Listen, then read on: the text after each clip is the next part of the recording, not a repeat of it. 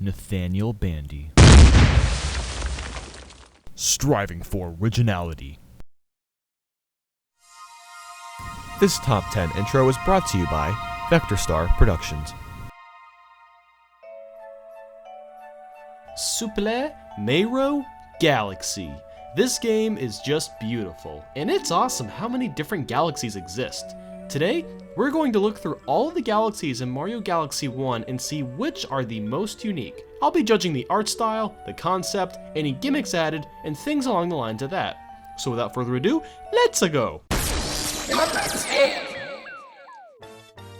Loopdeeswoop Man, and your shoes are looking cool. SpongeBob reference aside, this galaxy only has one star, but it's really different from anything I've ever seen before. You basically have to complete this obstacle course while riding on a manta across water that is levitating in the air. On top of all that, you have to control everything with motion controls, which honestly is stupid, but hey, it's still unique to say the least. The galaxy looks very open and beautiful. The entire color palette is so vibrant. The waves in the water not only look fantastic, but they add to the gameplay. Your manta can easily be thrown off course if you aren't watching which way the waves are pushing you around. This is the second galaxy like this. It's the harder version compared to the Loopdeeswoop Galaxy. I picked the harder version because it just looks a lot cooler in general. The whole course is longer in general, and you even have to make this big loop at the end. This is a very difficult track to complete. So, surf's up, man!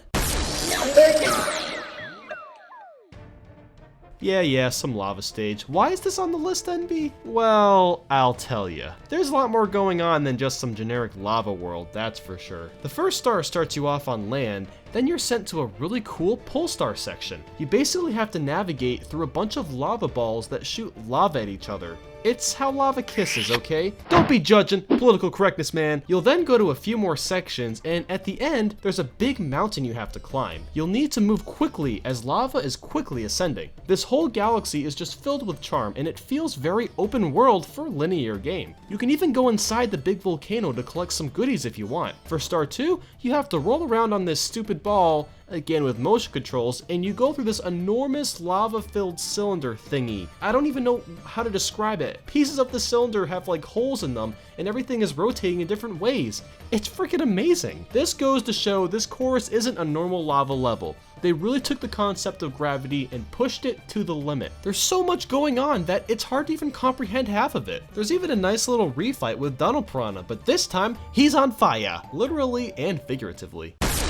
Number 8.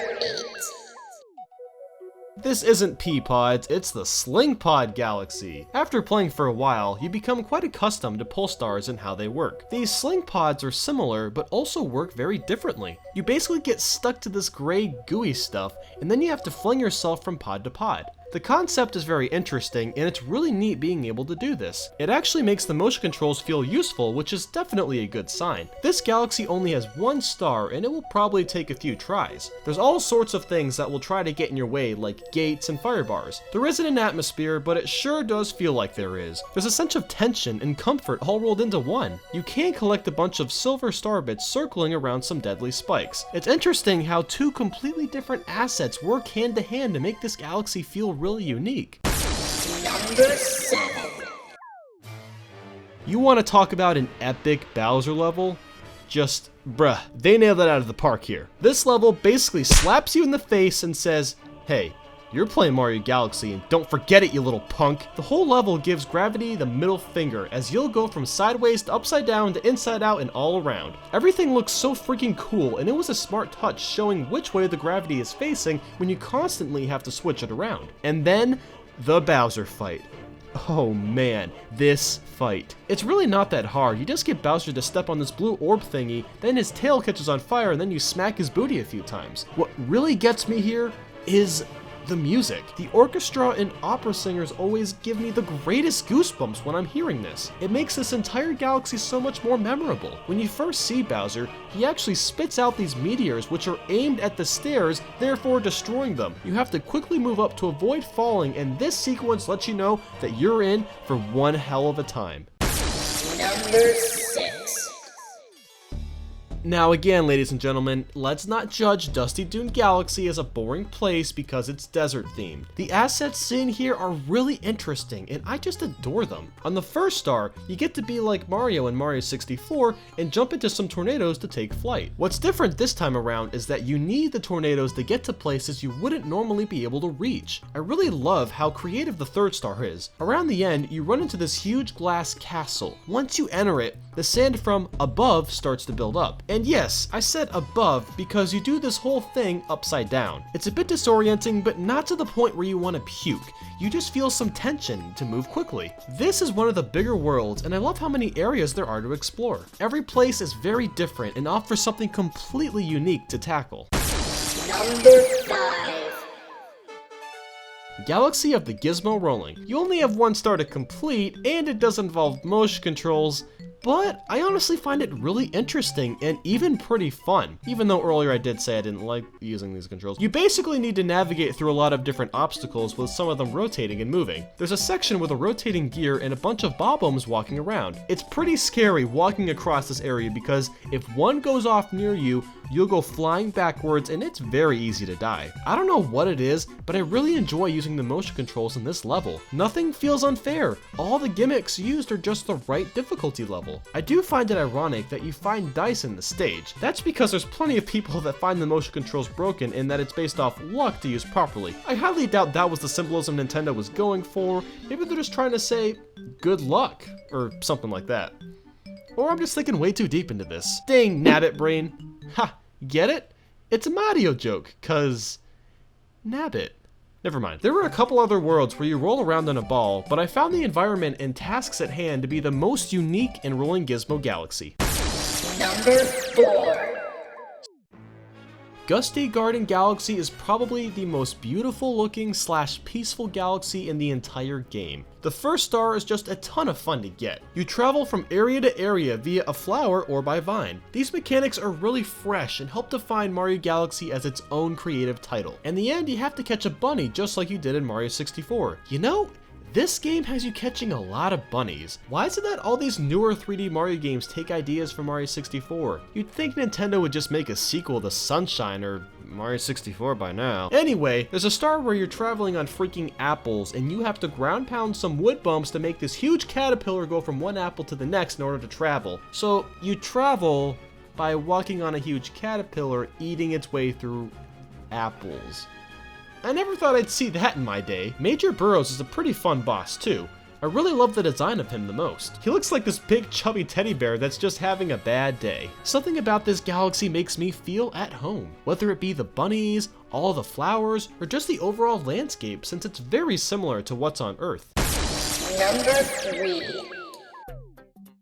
Have you ever wanted to be a bee?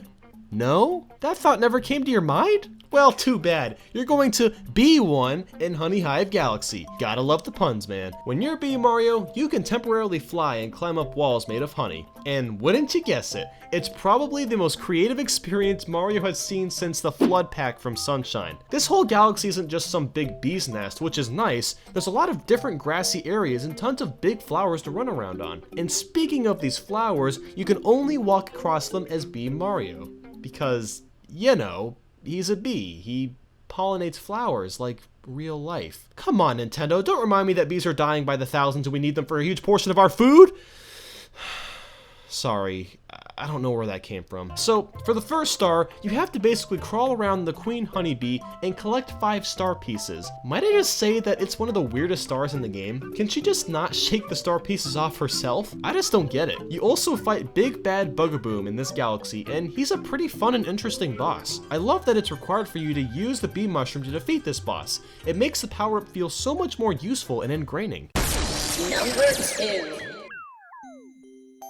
My gosh, do I love the design aspect of Matter Splatter Galaxy. It's amazing that the team really did their homework on space and pushed Matter to an all-new perspective. If you don't know what the term is space-wise, It's basically a physical substance, and this galaxy splats matter all over. When you're moving along, you're only allowed to stand on the matter. The graphics of this matter appearing and disappearing are so eye-capturing that it's hard to focus on what you're doing sometimes. Matter will move horizontally and vertically, so you can never really see what's coming up. It's interesting how this galaxy uses matter in terms of the definition that everybody else already knows of as well, which is something of importance. The matter in this galaxy is incredibly important, as it's the only thing keeping you from getting sucked into a black hole. And might I just say, Mario dying by a black hole is pretty gruesome if you ask me. But hey, at least the death was painless. The last couple sections are essentially auto-scrollers, but they're done in such an interesting way. You can't see what's coming ahead until a lot later than you'd normally anticipate. This galaxy was so close to being number 1, but another one had to top this. And now, the number one most unique galaxy in Super Mario Galaxy is... Video games for most people are toys.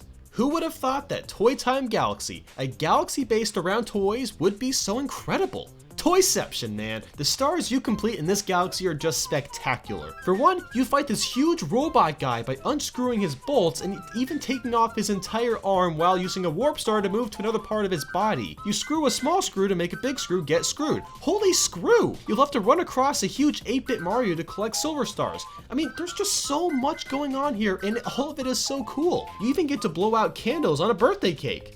Well, you don't really blow them out, you just shake your fists and put out the light. But still, isn't that just genuinely creative? I mean, like or dislike this video if you agree or not. Leave a comment and tell me what you think is the most unique galaxy in Super Mario Galaxy and why. Hop on the bandwagon and follow my Facebook, Twitter, Twitch, and Tumblr. Thank you a ton for watching this, and remember that life is like a coin. You can spend it in any way you wish to, but you only spend it once. Ooh, the top 10 hardest stars in Mario Galaxy 1. Oh, and the top 10 hardest stars in Mario Galaxy 2. Hey, it's almost like it was meant for you to watch these videos, because I know you're supposed to be going to sleep, but you're not going to do that yet. Also, a Let's Play of Superman 64. God, that is such an awful game. Oh, God, I can't even think about it. But anyway, don't sleep yet.